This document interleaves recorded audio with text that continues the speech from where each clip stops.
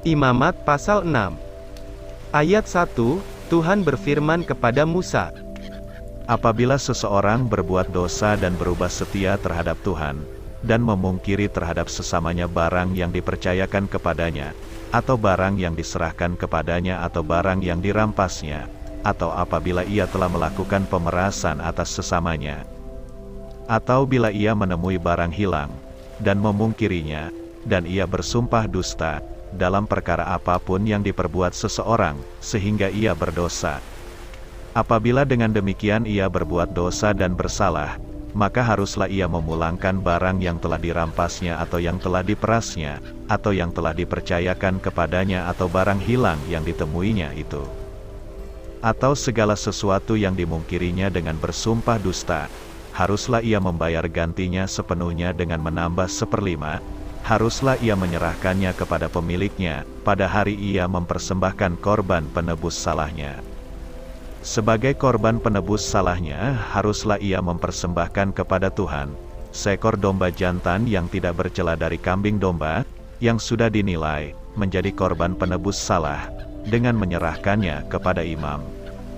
Imam harus mengadakan pendamaian bagi orang itu di hadapan Tuhan, sehingga ia menerima pengampunan atas perkara apapun yang diperbuatnya sehingga ia bersalah.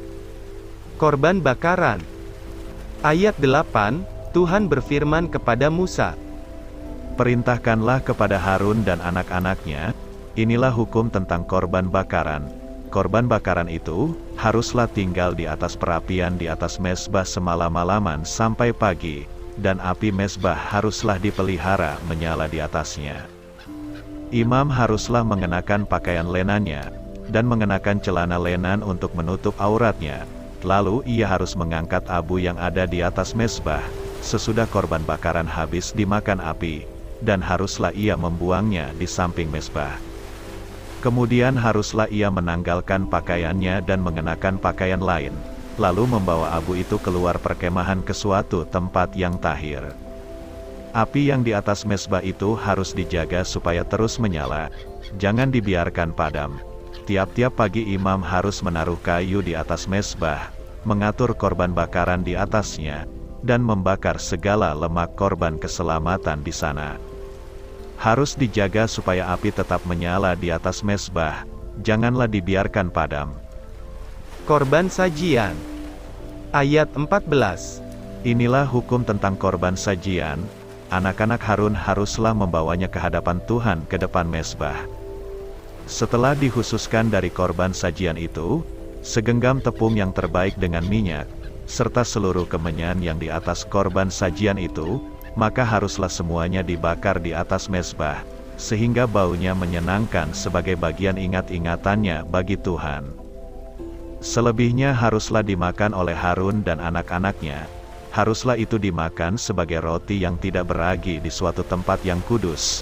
Haruslah mereka memakannya di pelataran kemah pertemuan. Janganlah itu dibakar beragi, telah kuberikan itu sebagai bagian mereka daripada segala korban api-apianku. Itulah bagian maha kudus, sama seperti korban penghapus dosa dan korban penghapus salah. Setiap laki-laki di antara anak-anak Harun haruslah memakannya. Itulah suatu ketetapan untuk selamanya bagi kamu turun-temurun. Itulah bagianmu dari segala korban api-apian Tuhan. Setiap orang yang kena kepada korban-korban itu menjadi kudus. Tuhan berfirman kepada Musa, Inilah persembahan Harun dan anak-anaknya, yang harus dipersembahkan oleh mereka kepada Tuhan pada hari ia diurapi. 1/10 eva tepung yang terbaik sebagai korban sajian yang tetap, setengahnya pada waktu pagi dan setengahnya pada waktu petang. Haruslah itu diolah di atas panggangan bersama-sama minyak. Setelah teraduk haruslah engkau membawanya dan mempersembahkannya sebagai korban sajian, sesudah dibakar dan berpotong-potong sebagai bau yang menyenangkan bagi Tuhan. Dan imam dari antara anak-anaknya yang diurapi sebagai penggantinya, haruslah mengolahnya. Itulah suatu ketetapan untuk selamanya. Seluruhnya haruslah dibakar bagi Tuhan. Tiap-tiap korban sajian dari seorang imam itu haruslah menjadi korban yang terbakar seluruhnya. Janganlah dimakan. korban penghapus dosa. Ayat 24, Tuhan berfirman kepada Musa, demikian. Katakanlah kepada Harun dan anak-anaknya, inilah hukum tentang korban penghapus dosa. Di tempat korban bakaran disembelih, disitulah harus disembelih korban penghapus dosa di hadapan Tuhan. Itulah persembahan Maha Kudus. Imam yang mempersembahkan korban penghapus dosa itulah yang harus memakannya. Haruslah itu dimakan di suatu tempat yang kudus, di pelataran kemah pertemuan. Setiap orang yang kena kepada daging korban itu menjadi kudus, dan bila darahnya ada yang terpercik kepada sesuatu pakaian, haruslah engkau mencuci pakaian itu di suatu tempat yang kudus.